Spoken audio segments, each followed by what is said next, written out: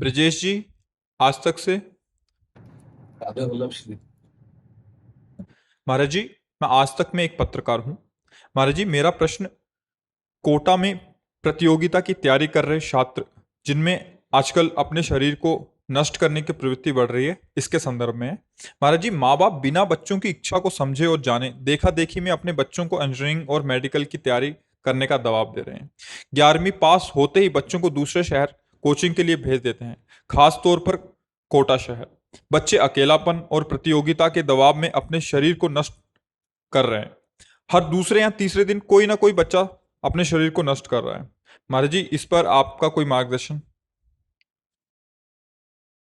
सबसे पहली बात है, यदि हम अध्यात्म को नहीं समझेंगे और नहीं समझाएंगे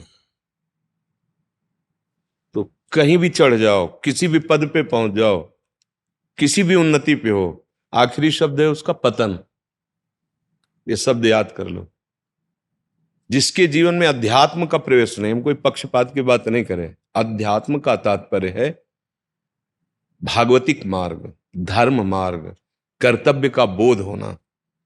अगर हमको ये ज्ञान नहीं है तो मात पिता बालक ही बुलावें, उदर भरे सोई जतन सिखावें। चाहे इंजीनियर बनाने की बात कहो, चाहे आप डॉक्टर बनाने की बात कहो, उसका मुख्य मुख्य लक्ष्य क्या है? उदर भरे सोई। जब तक माता पिता स्वयं धर्म से नहीं चलेंगे, संयम से नहीं चलेंगे और अपने बच्चों को बैठाल करके, हम तो एक बार पदाधिकारी शिक्षा अधिकार में माध्यमिक शिक्षा मंत्री थे। हाँ, तो उनसे उनसे यही प्रार्थना की थी कि हमें असंतुष्टता है, हमारा कोई बात मान ले तो है नहीं, हमारा कोई जोर दबाव तो है नहीं। बाबा जी हैं, भगवान के मार्ग की प्रतीक है, पर हम चाहते हैं कि लौकिक उन्नति का आधार है अध्यात्म। अगर ब्रह्मचर्य की शिक्षा नहीं दी गई, माता पिता को स्वयं संयम का ज्ञान नहीं, धर्म का ज्ञान नहीं, तो लौकिक उन्नति के लिए जो उत्साह चाहिए वो कहां से लाओगे? वो उत्साह तो अध्यात्म से प्राप्त होता है। भारी से भारी युद्ध में भी उत्साह पूर्वक प्राणों का बलिदान करते हुए पीछे नहीं हटे, तो धर्म का ज्ञान है, देश प्रेम है, भक्ति है। अब इससे शून्य, अब उन बच्चों का खान पान बिगड़ा हुआ है, उन बच्चों की जो स्मृति शक्ति प्रदान बनाने वाला है वो वीर, उसका वो नाश कर रहे हैं।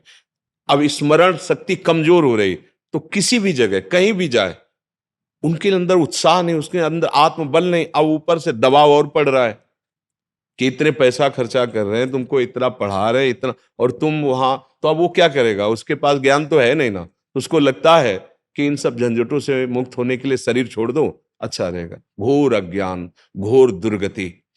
पहली बात, चलो नहीं अध्यात्म ज्ञान का ज्ञान है तो माता पिता को इतना तो चाहिए ना कि इतना तो सपोर्ट कर दे बच्चे को, इतना तो थोड़ा साहस बंधा दे कि अगर तुम फेल होते हो तो कोई बात नहीं, और आगे प्रयास कीजिए। अगर नहीं होता है तो हम दूसरा उपाय करो, कोई व्यापार करवा देंगे, जीवन निरर्थक थोड़ी जाने वाला है। उसको उत्साहहीन नहीं करना है। अगर हमें ये शरीर नाश वाली प्रक्रिया को रोकना है तो चाहे वो किसान हो, चाहे वो विद्यार्थी हो, या चाहे वो व्यापारी हो, हानि पर सबको ऐसा महसूस होता है। अब क्या, फसल नष्ट हो गई, सोचा अब क्या करूं, शरीर छोड़ दूं, क्योंकि दूसरा उपाय नहीं। परिवार को जिलाने के लिए जो हमारा व्यापार है उसमें हानि हो गई, हम जो पढ़ाई पढ़ रहे हैं, माता पिता अर्थ लगा रहे, उसमें फेल हो रहे हैं, हमारी मानसिकता काम नहीं कर रही। तो इन सब बातों के लिए हम बैठ करके, पहले परिवार ही, माता पिता ही गुरु है सबसे पहला, उनको बैठाल करके, पर उनको खुद ज्ञान नहीं तो क्या होगा? जैसे उनको कहा कि अध्यापक को चाहिए कि कुछ मिनट ही सही आप हमारे धर्म की बात बताइए, आप ब्रह्मचर्य की बात बताइए, आप जीवन कैसे उत्साह संपन्न हो, कैसे स्वस्थ हो, आपकी मानसिकता कैसे उन्नति को प्राप्त हो, इसको बताने की चेष्टा, तो उनका वो बताएं तब ना, जब उनको ज्ञान हो। तो चुप हो गए। अब माता पिता बच्चों के सामने नशा करना, ऐसे अभद्र व्यवहार जो उनके संस्कार बिगाड़ रहे हैं, फिर क्या होगा? फिर क्या होगा? तो हमारी तो यही प्रार्थना है कि आज तक किसी की भी बुद्धि प्रवीण हुई है तो आराधना से ही हुई है। चाहे वो सरस्वती की आराधना करो, श्री कृष्णचंद्र की आराधना करो, चाहे जिसी, या देवी सर्वभूतेषु बुद्धि रूपेण संस्थिता। और पढ़ाई लिखाई बुद्धि तो से होती है। अब ना तो संध्या है, ना गायत्री है, ना उपासना है।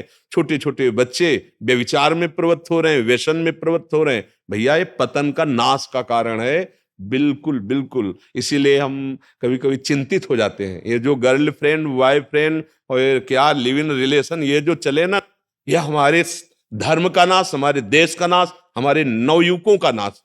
आप गृहस्थ हैं, आप जानते हैं वीरक्षय होने के बाद शरीर की स्थिति क्या होती है। अभी वो नए बच्चे हैं, कई बार बताया है कि जैसे गेहूं का खेत गलेथ में हो, गलेथ कहते हैं अभी बाली निकलने को है और आप काट लीजिए, एक भी दाना नहीं मिलेगा आपको अन्न का, और वही रुक जाइए 1 महीने, और वो बाली निकल के परिपक्व दाना हो जाए तो 50 मन 1 बीघे में निकलेगा। हमारे जो पूर्व शास्त्रों में ऋषि महान, जो ब्रह्म को प्राप्त महान पुरुष हैं, उन्होंने नियम मर्यादा रखी है, कम से कम 25 वर्ष ब्रह्मचर्य। अब आप गृहस्थ में जाओगे, आपके संतान हष्ट पुष्ट तेजस्वी देशभक्त भगवत भक्त, माता पिता में संयम नहीं है, बच्चों को संयम की शिक्षा नहीं है, आहार, ये सब कैसे कैसे पदार्थ हैं, कैसे कैसे क्या मिलावट है। छोटी अवस्था में तुम्हारे लीवर की कमजोरी हो जाती है, तुम्हारी बुद्धि पतित हो जाती है। अब अच्छे भोजन नहीं है, पवित्र भोजन नहीं, ऐसा कलयुग का प्रभाव बढ़ता है। जरा सब्जी, बोले हरी सब्जी खाओ उसमें इंजेक्शन लग रहा है, आप दूध पियो उसमें मिलावट हो रही है, आप घी खाओ उसमें गंदे पदार्थ जो नहीं खाने चाहिए वो मिलावट हो रही है। तो बहुत मतलब समस्या ऐसी बढ़ती जा रही है जिसका हल केवल भगवान ही है, दूसरा कोई हल नहीं समझ में आ रहा। टीवी जीवन बन रहा है, कभी बैठ करके परिवार को बैठाल कर गीता है, भागवत है, रामचरितमानस है, महापुरुषों की वाणी है, बैठ के सुनाओ, स्वयं संस्कार बने, बच्चों के संस्कार। देखो आत्मबल से जब पुष्ट होता है तो लड़ने की ताकत आती है। ये लड़ने की ताकत बुद्धि में विवेक के द्वारा आती है, और जब बुद्धि के बढ़ाने के लिए, प्रकाशित करने के लिए आराधना ही नहीं है, तो दुष्कृत सुकृत के अनुसार वो प्रेरित होकर के नाना प्रकार के सुख दुख के दलदल में फंस जाती है। देवता किसी को लाठी लेकर नहीं मारते, कर्म के अनुसार उसकी बुद्धि को प्रेरित कर देते हैं, वो नष्ट हो जाता है जीवन। तो हमारी प्रार्थना है आहार शुद्ध हो, आचरण शुद्ध हो और भगवत आराधना हो। कई बार कहा है माताओं बहनों से सबसे कि आप अपने बच्चे को 5 मिनट बैठा लिए कि हम तुमको ये बाल भोग पवाएंगे, आप 5 मिनट राधा राधा राधा राधा राधा कहो, उनकी बुद्धि शुद्ध होगी।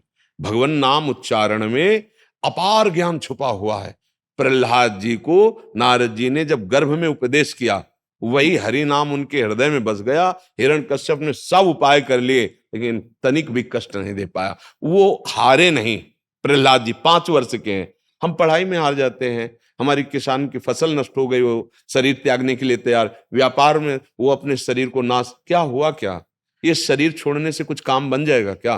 पुनः नई वर्दी मिल जाएगी, नई पोशाक मिलेगी, अब उसकी सियोनी की मिलती कर्मानुसार। अभी तो मनुष्य शरीर में है, हम भगवत प्राप्त कर सकते हैं, हम जो चाहे वो कर सकते हैं। तो उत्तम चाह बढ़ाने के लिए अध्यात्म की आवश्यकता है, और ब्रह्मचर्य जीवन की नींव, चाहे वो किसी मार्ग में जाए, किसी भी मार्ग में जाए, ब्रह्मचर्य अत्यंत आवश्यक है। आज हमारा समाज ब्रह्मचर्य को नष्ट कर रहा है, ब्रह्मचर्य का महत्व ही नहीं रखा जा रहा है, केवल रसेंद्रिय और जनेंद्रिय के भोगों को ही जीवन का लक्ष्य माना जा रहा है, बस इतना लक्ष्य। इसी को तो आसुरी वृत्ति कहते हैं। अब कैसे काम बनेगा, कैसे काम बनेगा? जिसका चित्त अपहृत हो चुका है भोगों में, बुद्धि भ्रष्ट हो गई है। अधिकतर आराधना शब्द से किसी का संबंध नहीं हो रहा है, कोई बिरले ऐसे हैं जो वास्तविक आराधना शब्द को समझ रहे हैं। आप धर्म से चलोगे, भगवत आराधन करोगे तो आपकी बुद्धि प्रकाशमय हो जाएगी, ज्योतिर्मय हो जाएगी, आपको दिखाई देगा क्या कर्तव्य है, क्या अकर्तव्य है। बुद्धि भ्रष्ट हो गई है। भ्रष्ट कहते हैं जिसको ज्ञान न हो कि क्या कर्तव्य क्या अकर्तव्य है। तो जब तक आहार शुद्धि नहीं, आचरण शुद्धि नहीं, शास्त्र स्वाध्याय नहीं, सत्संग नहीं, संयम नियम नहीं, तो मेरी समझ में आता है कि फिर अब हम गिरेंगे ही गिरेंगे, पतित होते चले जाएंगे। देखो कई बार हमने प्रार्थना की सबसे कि विधर्मियों ने तलवार की नोक गर्दन पे रख के हम लोगों को मांस खवाने की कोशिश की, तो गर्दन कटवा दी गई है लेकिन मांस नहीं रखा गया। आज पैसा दे के खाते हैं। क्या बुद्धि भ्रष्ट हो गई है? देश विदेश घूम रहे, तुम्हें पता है किसका मांस है? तुम्हें पता है तुम क्या खा रहे हो? तो हम वीआईपी हैं, मतलब बड़े आदमी हैं। मदिरा पंच महापापों में रखी गई है, व्यभिचार पंच महापापों में रखा गया है, चोरी हिंसा ये महापापों में अब कैसे बुद्धि सुधरेगी?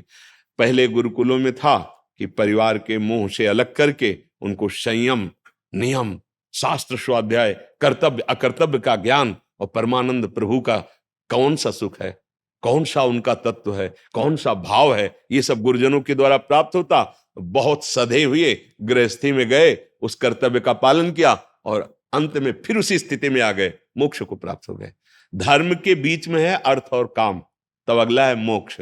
तो कैसे कैसे सुधार हो सकता है? जब तक हम देहाभिमान से युक्त होकर के 5 ज्ञानेंद्रियों के सहित मन को लेकर विषयों में विचरण करते रहेंगे, तब तक हमारी दुर्दशा रुकने वाली नहीं है। इसके लिए हमारा सात्विक आहार होना चाहिए, सात्विक अध्ययन होना चाहिए, सात्विक पुरुषों का संग होना चाहिए। छोटे छोटे बच्चे गंदी आदतों में फंस गए। अब इतनी पीड़ा है कि इनकी जो 13 से लेकर के 20-22 वर्ष तक की अवस्था जो संयम पूर्वक चलने की थी, उसी में वो अपने आप को नष्ट, अभी आगे होंगे क्या? ना बुद्धि काम करेगी, शरीर में दर्द है, घुटनों में दर्द है, नाना प्रकार की विक्षिप्तता, मानसिकता। कितने से बच्चे यहाँ आए, एक किसी सरकारी को आया, वो कह रहा था मैं मरना चाहता हूं। क्यों? बोले मुझे ऐसी ऐसी लत लग गई, मैं ऐसे ऐसे। अब कैसे कैसे? क्या माता पिता का कर्तव्य नहीं है कि मित्रवत थोड़ा व्यवहार करें बच्चों से? दोस्त की तरह बैठो, हमारे साथ बैठो, बात करो, तुम्हारे मन में क्या चल रहा है, तुम्हारे जीवन का क्या स्वरूप हो रहा है, आप हमसे बात करो, जो समस्या हो दोनों मिलके मिटाएं। ऐसे बैठाल के बात करो। अगर पढ़ाई में कमजोर हो रहा है तो आप उसको ट्यूशन लगाइए, आप उसको अच्छे पदार्थ पवाइए, आप उसको सहयोग कीजिए। अगर फेल हो जाता है तो गले से लगाइए, कोई बात नहीं है, हम दूसरा उपाय देखेंगे। शरीर का नाश करने की बात तो बहुत बड़ी हानि हो गई, मतलब बहुत बड़ी हानि हो गई। तो इसमें विज्ञजन एक दूसरे को जागृत करें, बिना भगवान के आश्रय के, बिना शुद्ध सात्विक आहार के, बिना संयम के ये राक्षसी वृत्ति रुकेगी नहीं, और राक्षसी वृत्ति का परिणाम ही विनाश है। अब बताओ इसमें क्या किया जा सकता है? क्या किया जा सकता है? यदि हमारा ये सब ठीक नहीं हुआ तो केवल हम कहलाते हैं अमुक धर्मावलंबी, अमुक धर्मावलंबी। हमारा धर्म लड़ाई झगड़ा थोड़ी है, हमारा धर्म विनाश थोड़ी है, हमारा धर्म महान है। जैसे सब नदियां समुद्र में जाके समा जाती हैं और समुद्र अपनी सीमा में रहता है, वो है हमारा धर्म। भागवत धर्म, ये जो परम धर्म सनातन है, ये समुद्रवत है, सब समा जाते हैं। सबको प्यार दुलार करते हुए सदैव हमारे धर्म ने पोषण किया है, कभी शोषण नहीं किया है। बुद्धि जिसकी भ्रष्ट हो जाती है तो मैं मेरा तय तेरा, लड़ाई झगड़ा ये वो। धर्म अगर हम नहीं जानेंगे तो हम नहीं चल पाएंगे, पक्का। ये समस्त ब्रह्मांड जड़ चैतन्य सब मेरे भगवान का स्वरूप है, धर्म का फल है, जान लेना। अब भक्ति विहीन जीवन, धर्म विहीन जीवन तो मुझे तो नहीं लग रहा है। बस पशुवत आचरण करते हुए जैसी कर्म के अनुसार वृत्ति बनेगी वैसा फल भोगना पड़ेगा। कोई उपाय समझ में नहीं आ रहा है। नवयुवक जन हमारे गिरते चले जा रहे हैं, और वही तो हमारे भविष्य है ना, हमारे देश के वही भविष्य है। वही पदाधिकारी बनेंगे, वही रक्षक बनेंगे, वही उपदेशक बनेंगे। जब खुद जीवन में नहीं तो फिर आगे होगा क्या? आज धर्म शास्त्रों का स्वाध्याय भी करते ना, इसके लिए भला इसका लक्ष्य रखने वाला शास्त्रों के शब्द को जान जाएगा। जो शास्त्र में लिखा है ना, बहुत गूढ़ लिखा है। दिशा बताई जा रही उत्तर, और ठीक 2 कदम चलने के बाद आपको मुड़ना है पश्चिम। अब बिना अनुभव के आप उसको समझ ही नहीं सकते, आप सीधे पढ़ोगे समझ में नहीं आएगा। उन ब्रह्म ऋषियों की वो वाणी है जो तत्व में स्थित है। जब तक हमारे हृदय में निष्कामता नहीं होगी, जब तक हमारे हृदय में भगवत भाव नहीं होगा, तो शास्त्र स्वाध्याय का भाव नहीं समझ पाएंगे। इसलिए हमारे यहाँ बड़े संत हुए हैं, भगवत रसिक जी। उन्होंने कहा प्रथम सुने भागवत भक्त मुख भगवत बानी। जो स्वयं भगवान को प्राप्त है उस महापुरुष से पहले शास्त्रों का स्वाध्याय, तभी तो गुरुकुलों में रखा जाता था, तभी उनके ज्ञान विज्ञान संपन्न पुत्र आगे चलकर कोई राजा बनता, कोई ऋषि बनता, कोई गृहस्थ बनता। तो अब तो समय ही, तो हमारे जो आचरण है ना, वो हमारे बच्चों को सिखाने नहीं पड़ेंगे, वही अपने आप आ जाएंगे। इसलिए अध्यापक जन, गुरुजन, बड़े जन, विज्ञ जन हमारे समाज को पहले व्यसन मुक्त करें, व्यभिचार मुक्त करें, ये गंदी भावनाओं से मुक्त करें, तो शायद सुधार हो जाए। नहीं तो हर निमंत्रण में परोसा जाता है बुद्धि भ्रष्ट करने वाला पदार्थ। नहीं, आप देखो ना, वो रखिए, उसको पियो। और अगर बहुत धनी मानी का कोई निमंत्रण उत्सव है तो आपको वही सब मिलेगा जो निषेध किया जाता है। अब कैसे बुद्धि, अगर वो नहीं है तो फिर आप बड़े आदमी नहीं कहलाएंगे। बोले पार्टी में गए, क्या हुआ, नहीं माना। आप गंगा जल से आचमन करवाओ और पैर धो के उनके और पट्टी में बैठाल के उनको, जैसे पुराने समय नहीं, और बड़े हाँ अच्छे से अच्छे सात्विक पदार्थ पाओ, नहीं मानेंगे। जूता पहने अपवित्र स्थिति में अपवित्र पदार्थ, बोले क्या पार्टी रहेगा। तो अब कैसे बुद्धि सुधर सकती, कैसे सुधर सकती। जिन पदार्थों को ना खाया, मृत्यु स्वीकार कर ली, उन पदार्थों को पैसा दे के खा रहे हैं। जहां अपने शरीर को नष्ट करने की तैयारी कर ली पर धर्म के विरुद्ध आचरण नहीं किया, वहां आनंद पूर्वक धर्म का त्याग करके आगे बढ़ रहे। कैसे कैसे अब कैसे समझाए। सदन जी एक महाभागवत हुए हैं, तो भिक्षावृत्ति करते हुए जगन्नाथ जी के दर्शन करने जा रहे थे। एक घर में भिक्षा मांगा, तो जो भजन विहीन है तो रूप को देखकर, शरीर को देखकर आकर्षण होता है। तो जो भजन करने वाले होते हैं उनमें भागवतिक अनुपम सौंदर्य होता है, त्वचा से नहीं मतलब है उसका, एक आकर्षण होता है, भागवतिक आकर्षण। एक सबको ऐसा लगेगा ये मेरे हैं, ये अपने हैं, मानो मेरे बहुत प्रिय दोस्त हैं, ऐसा अपनापन, क्योंकि सबके हृदय में भगवान विराजमान है और उन भगवान से प्रेम करते हैं। पर उसकी गलत दृष्टि बहू की हुई जो उस घर में थी, तो उसने कहा महाराज यही भिक्षा पालो। कहाँ जाना है, बोले जगन्नाथ जी जाना है। तो कल चले जाना, आज यहीं पालो, जैसी भगवान की इच्छा। सिद्धांत है दरवाजे के बाहर से रोटी मांग के किसी मंदिर में लेटो, या ऐसी जगह वृक्ष के, या कहीं ऐसी जगह, गृहस्थ निषेध किया गया है। वैराग्यवान को ऐसी जगह नहीं रोकना चाहिए जहां पूरा परिवार समुदाय है, वहां उनके परमाणु हैं, आप वहां भिक्षा ले लीजिए, हाँ आप अलग लेटिए, या ऐसी कोई जगह है जहां परिवार से अलग है, वहां होना चाहिए। तो सहज स्वभाव में रुके है कि सुबह चले जाना और रात्रि में वो भाव दूषित करके उनसे बात, तो उनका तुम्हारे पति हैं, तुम ऐसा कैसे भाव कर सकते हो, दरवाजा बंद है। वो चली गई, तो शायद उन्होंने समझा कि समझ आ गई होगी। वो गई और सोते हुए पति का गला काट दिया और आगे बोले उनको तो मार दिया। अब कहा दुष्टा, तूने अपनी पति की हत्या कर दी, बहुत निंदनीय। तो उनका अगर आप हमें स्वीकार नहीं करते तो अभी हल्ला मचाते हैं, पूरा जो मोहल्ला है वो जाके अभी तुम्हें जान से मार देगा। उनका मरना स्वीकार है, गलत आचरण नहीं कर सकता। उसने हल्ला मचा दिया, बहुत लोग एकत्रित हो गए। उनका देखो, अब वो माया का जाल अलग होता है। देखो इसने हमारे पति को मार दिया, पहले तो हमारे साथ गलत भाव करने हमने रोका तो पति ने भी रोका, देखो पति को मार दिया। और वैसा ऐसा उनको राज दरबार में बंदी बना के उनके हाथ काट दिए गए। इतने एक बार केवल उत्तर दिया था, नहीं ये झूठ है, दोबारा नहीं। भगवान के स्मरण में मगन हो गए। अब जो हमारे प्रारब्ध पूर्व का कर्म होगा हाथ कर। जब जगन्नाथ जी के सामने गए ना, तो कहा प्रभु हाथ होते तो जोड़कर प्रणाम करता, अब तो प्रणाम से स्वयं नवीन हाथ आ जागृत हो गए। मतलब कष्ट सहना मंजूर है, लेकिन धर्म विरुद्ध आचरण नहीं। आज समझो क्या हो रहा है, क्या हो रहा है आज, कैसे कैसे बुद्धि शुद्ध होगी। या आपको कोई रास्ता नजर आता हो तो आप हमें बताओ, हमें तो एक ही नजर आता है। तब लग कुशल न जीव कहूं, सपने हो मन विश्राम, जब लग भजत न राम कहूं, शोक धाम तज काम। बिल्कुल ध्रुव सत्य विनिश्चितम बदामिते न अन्यथा वचांस में। अगर भगवान का आश्रय नहीं है, सात्विक आपका जीवन नहीं है, तो पशुवत जीवन कभी सुधर ही नहीं सकता है।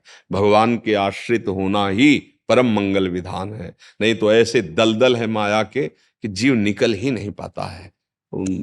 अब कैसे, हम तो प्रार्थना करते हैं कि 10 मिनट ही सही हमारे शास्त्रों का स्वाध्याय घर घर होना चाहिए। माता पिता को चाहे 5 मिनट बैठाल कर अर्थ सहित एक श्लोक सुना दो। श्रवण मात्र से पवित्रता आती है। एक श्लोक का मतलब संस्कृत नहीं आता तो अर्थ ही बोल दो। रामायण तो इतनी सहज सरल भाषा में सब ग्रंथों का सार उसमें लिखा हुआ है। पर प्राय आप सब मोबाइल और टीवी के आगे समय ही नहीं कि हम माला लेकर बैठे, हम सदग्रंथों का स्वाध्याय करें। है माँ और बच्चे बैठ के एक ही साथ रील देखते हैं बैठ के। हाँ तो हाँ अच्छा, अब प्रायः ऐसे नाटक नोटंकी बनाए जा रहे हैं जिनके देखने से वासना का खेल बढ़े। आप लोग तो देखते संसार में। तो अब बताओ, नवीन बच्चा जो देख रहा है वो कैसे विचार वाला होगा, क्योंकि वही संस्कार तो पढ़ रहे हैं उसके। तो भगवान बचावे, भगवान का आश्रय हो, नाम जपो, सोई सुधार हो सकता है। आप लोग समाज में सद्भावनाओं का विस्तार करें, लेखन के द्वारा, प्रवचन के द्वारा, जैसे भी हो। बहुत से हमारे महापुरुष जन इस सेवा में लगे हुए हैं, समाज सेवा सुधार, क्योंकि उनको जागृति होनी चाहिए ना कि मेरा सत्मार्ग क्या है, असत। जैसे छोटा बच्चा है ना, उसका मन आए तो मल में भी खेल लेगा, पर थोड़ा जब ज्ञान होता है तो मल से दूर हटता है ना। तो ऐसे ही जो अज्ञानी जन हैं, मलवत आचरण करते हैं, थोड़ा सा उनको ज्ञान होने लगे तो थोड़ा सा भय लगे, भगवान का भय, धर्म का भय। हाँ, तो अब अगर कानून का भय ना हो तो अभी देखो राक्षसी भाव अपने चरम सीमा पे आ जाए। पर कानून, जो भगवान को नहीं मानते, मतलब शास्त्र को नहीं मानते, तो कानून का भय तो है। भय ही हमको अधर्म से बचाता है। यदि माता पिता का, गुरुजनों का, शास्त्र का शासन हम स्वीकार करें और धर्म से चलें, तो अभी सबका मंगल होने लगे। पूज्यपाद श्री करपात्री जी महाराज बहुत बहुत जीवन अर्पित कर रहे कि समाज में राम राज्य आवे, सब सुखी हों, सब स्वस्थ हों, सबकी भावना दोष रहित हो, द्वेष रहित हो। संतों का तो भाव ही रहता है ऐसा। तो पैंट शर्ट में भी संत होते हैं, धोती कुर्ता में भी संत होते हैं। कोई वेश मात्र से ही संत का संबोधन नहीं है। भाई जी हनुमान प्रसाद पोद्दार जी धोती कुर्ता में ही थे, और वो पूरे विश्व का कल्याण करने, आज भी उनकी कलम से लिखी हुई जो शब्द हैं वो जीव को जागृत करने वाले हैं। तो आप लोग भी सहयोग करें, आप अपने घर को जागृत करें, आप अपने पड़ोस को सुधारें, आप अपने मित्रों को सुधारें, अपने आप को सुधारें। तो थोड़ा थोड़ा अगर हम सुधरने लगे ना, तो हमारा पूरा समाज सुधर सकता है।